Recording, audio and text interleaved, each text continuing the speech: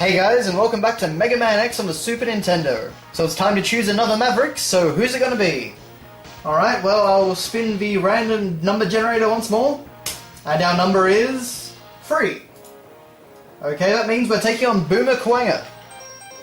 Boomer Kuwanger, now what was his weakness? Oh, I'll have to try and figure it out. I'm wondering if it might have actually been the Sting Chameleon shot, but No, that was Storm Eagle, wasn't it? Oh, I don't think we actually have his weakness, so it's going to be another Buster-only run. Although now with the body armor, we should be doing alright. This is actually another Maverick that I've never really tried to actually do a Buster run of. I've done, like, Launch Octopus and things like that, but I have never actually tried to take all of them on Buster-only. Another fantastic piece of music here. Just... Basically, the entire soundtrack is fantastic, but, Anyway, to actually continue what I was saying last time about some of the different versions of this game, and I was telling you to avoid... Oh dear. I was telling you to avoid the iPhone version at all costs. And I stand by that. I have actually never... I should say, I've never actually played it, but from what I've seen, it is just... everything about it.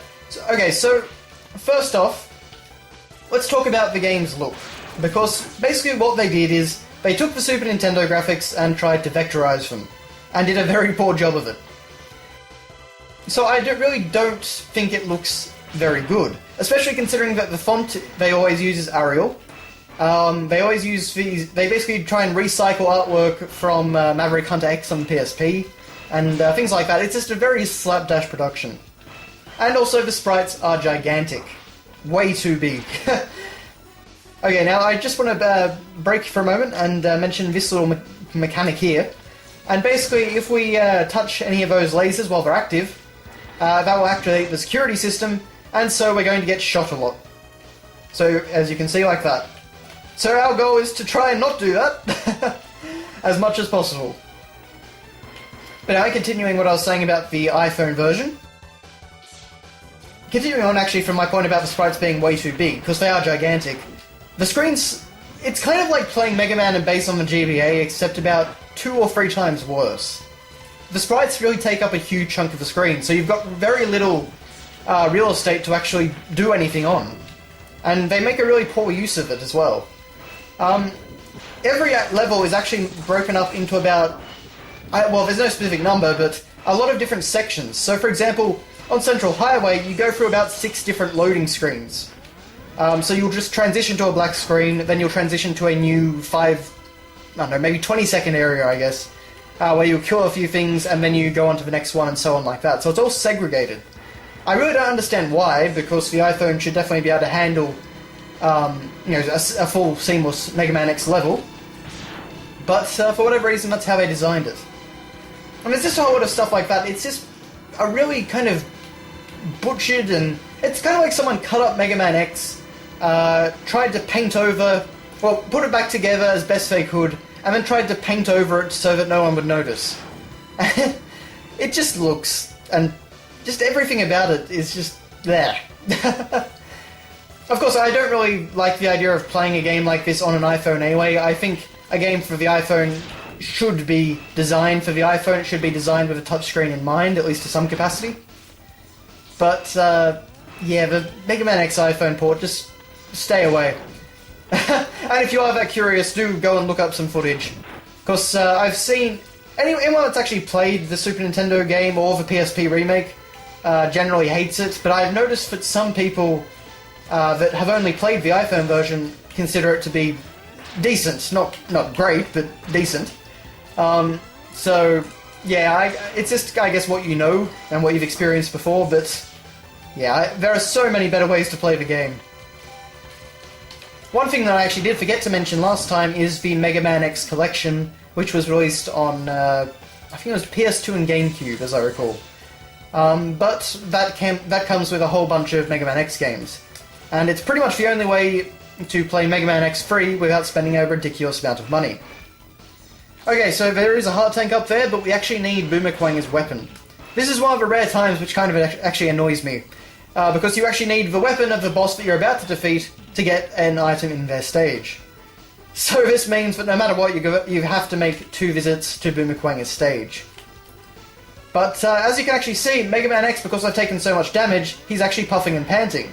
So just another really nice detail. Actually, that's another thing about the Mega Man X iPhone port, is that it lacked a lot of the nice little animations that were present in the original Super Nintendo game. Oh dear. Not doing too well here. So one thing we actually can do now that we have the dash boots is we can do a dash wall jump. And that is a really handy trick so that I can actually get a lot more distance and a lot more height. And it can really make sections like this much easier. Oh dear. 1 health. Okay, I think we might actually use our sub-tank. Even though it wasn't actually full, we can use it, which is very nice.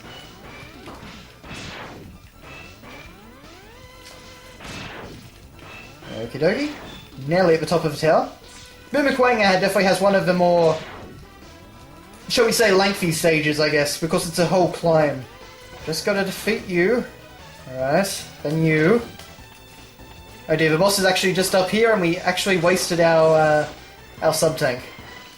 Oh well. Gotta do it with no extra health bars. It's probably a very good thing that we got that body armor. Alrighty, let's see how we go against Boomerquanga.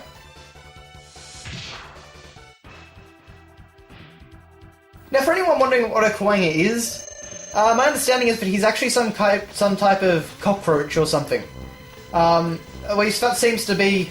It seems to be one of those things where they didn't translate it properly, I believe, or something like that. Okay, now his weakness, as I've just remembered, is actually Launch Octopus's weapon, which is the homing torpedo. The actual text in the game says homing torpedo. Just a little translation error. But yes, so basically this means that while he's doing all these different things, even though he's teleporting away, we can actually hit him with the homing torpedo. But since we don't have it, we're going to have a much harder time actually hitting him. Oh, especially when he can do things like that. Try and use the dash shot trick to take off a bit more health. There we go. Okay, so at least... That's the thing I dislike, is the fact that he can teleport onto your position. But we're not actually going too badly, so hopefully I can do it. Hopefully it won't be another armored armadillo. Oh. Fake out there. Oh, no! He's using suplex. He must be related to the one from Kirby. If only I had a sub-tank. Alright, round 2, Boomerquanga.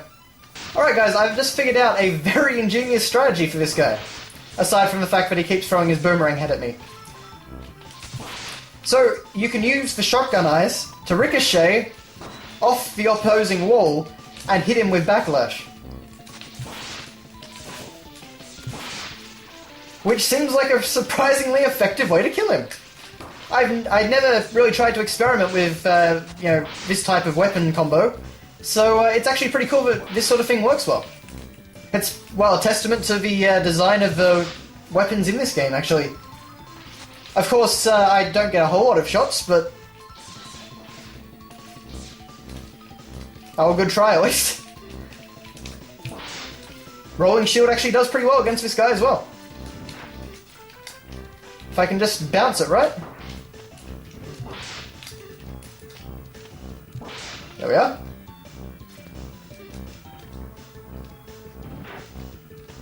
Come on.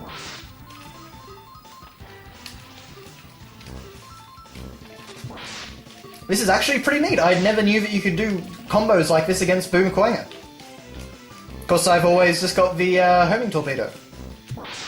So, you know, this playthrough didn't start off very well, but I was kind of a bit disappointed because I really didn't get to show off how good the game actually is. I just kind of got to show you guys me failing and really struggling against these bosses that I said you could defeat in a lot of different ways. Well, here's another way to defeat Boomerquanga.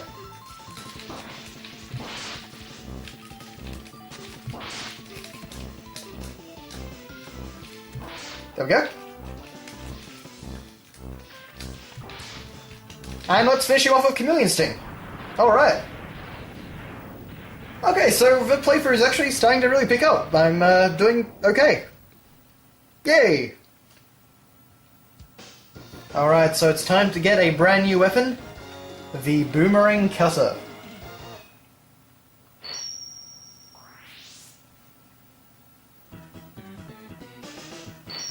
And this one I will not skip.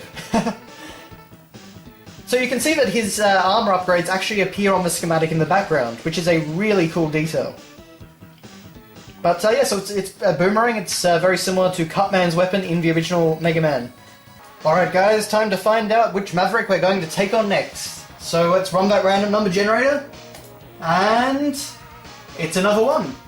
So that means we're taking on Spark Mandrill, which is quite possibly the easiest boss ever in Mega Man. And I'm going to show you why, because it's quite hilarious. But regardless, he does have a great musical theme. And from what I understand, a mandrill is actually a type of baboon. Or at least that's what his design appears to be based off.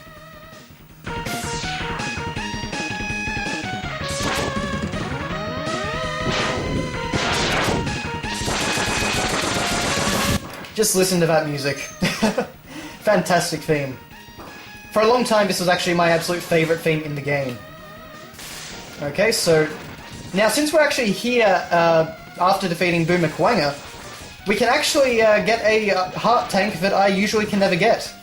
So we just need to stick to the bottom path and try and stay alive, because I'm not doing too well here.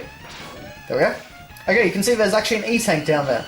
Well, hang on. Let's try this again. There we go. So we get an extra E-tank, and that's the only way to get that E-tank from it. So we normally, as I say, I don't actually get to have that because I haven't defeated Boomer Kwanga. But yeah, so this playthrough is actually starting to kind of pay off. The randomness is finally working in my favour once I got some of the more frustrating fights out of the way.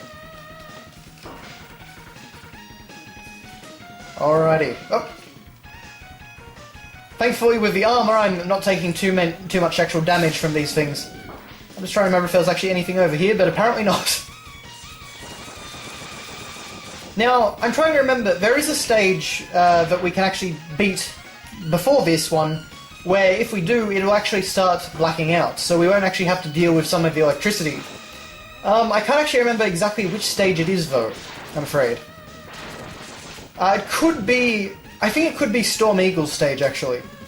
But, yeah, so just another example of the kind of interplay between stages. We're probably not actually going to be seeing a whole lot of that. We're going to be seeing Flame Mammoth's level be a bit different to how it would be if you just went in completely fresh. But, yeah. Oh, oh, oh, that was close. That was very, very close. Might just go back and get that little bit of health, and lose it.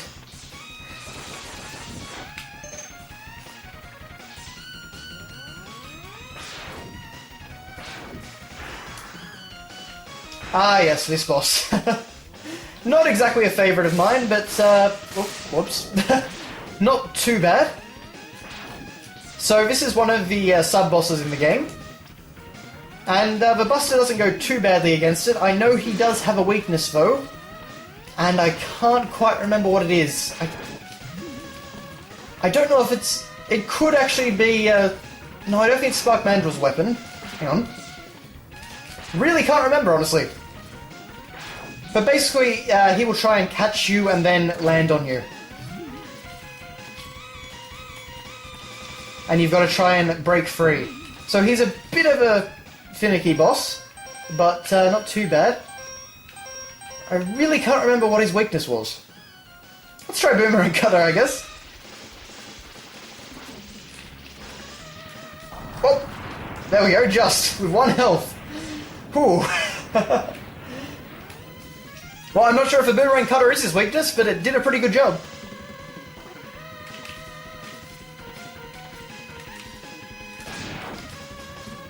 So I'm pretty sure that most of this is blacked out if you defeat... I believe it's Storm Eagle's level. Which is just a really nice touch, especially for a Super Nintendo game. But, you know, to be honest, for any game, because, you know, a non-linear game like Mega Man is unusual in itself, well, relatively non-linear in the way that you can actually choose your, you know, choose which way you go. But to actually have the non-linearity affect each other level, that's actually pretty cool. I wish they would actually have done that a bit more throughout the X series. I wish that was one of the elements that they really evolved. They did a little bit of that in later games, kind of, with like the virus nightmare system in, what was it, Mega Man X6, I think? X5 or 6, I think X6. But it didn't really go too well. It was more about difficulty there and just kind of obstacles rather than actually changing up the level in a meaningful way. Now, of course, we actually have a new heart tank up here, and because I have the dash boots, we can do a dash jump and easily pick it up. I'm pretty sure you, the way you're actually supposed to do that is to use Boomer Quang as weapon, but I much prefer to do that. Now you can see with these enemies down here, actually, if we hit them once, they actually start spinning out, and so it's like you actually take out their propulsion or their tire or something like that. Just a cool little detail. Again, the enemies have a surprising number of details in this game. And I think it really helps because, honestly, I think I can remember every single enemy in this game. There's no one that I really ever forget. And admittedly, I have played the game quite a number of times, but even so, I kind of feel like they are very memorable opponents. I do really like these creatures which actually spread lines of light around and things like that.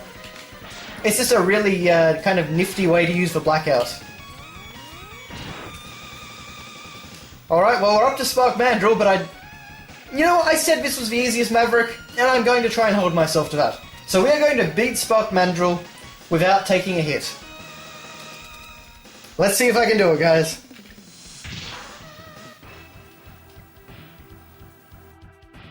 You can see he's kind of lit up a bit like a...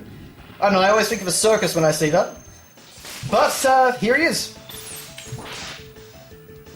This... Oops. Well, so much for my no damage run. I got the timing wrong, I'm afraid. But yeah, this is Spark Mandrill.